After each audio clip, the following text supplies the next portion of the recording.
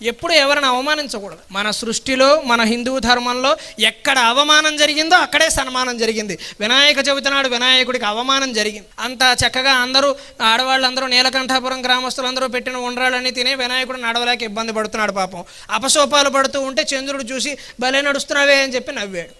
పార్వతీదేవి ఆదిపరాశక్తి, సృష్టి మొత్తానికి రూపం ఆవిడే. నా బిడ్డను చూసి నవ్వుతావా నువ్వు, నీకెంత ధైర్యం అని చెప్పి నిన్ను చూసిన వాళ్ళందరూ నీలాపనిందల పాలవుతారు ఈ రోజు నుంచి అని.